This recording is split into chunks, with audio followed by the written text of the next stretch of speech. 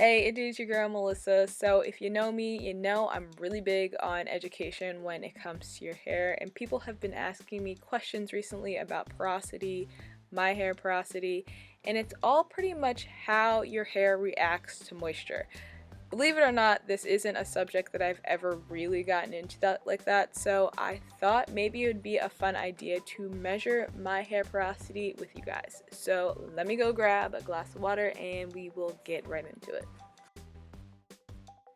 So this is the more popular way to measure your hair porosity. You grab a glass of water and drop a few clean strands of your hair into the water.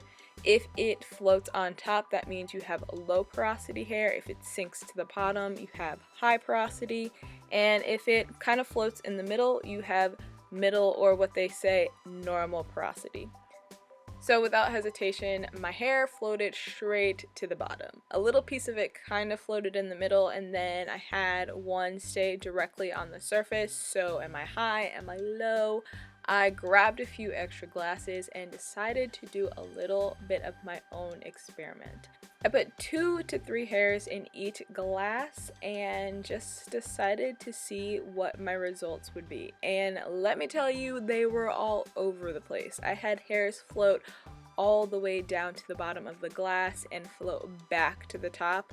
So I don't know how accurate this test really is. So a quick rundown: low porosity is when your cuticles are really tight and it's not allowing moisture in or out. And a way to treat that is make sure that you are putting moisture in your hair the day of your wash day. So when your cuticles are open, make sure you put in moisture and lock it in.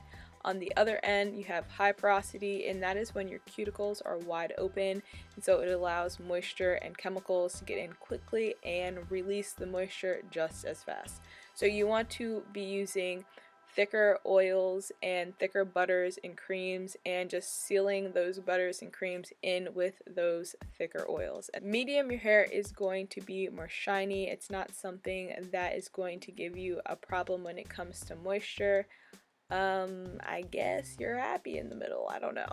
Since I didn't get a really accurate reading on this test, I went back to Google and I found a really great article, and it brings up 2 really great points. One is hair density. So if your hair weighs a little bit more, it's going to typically sink down to the bottom.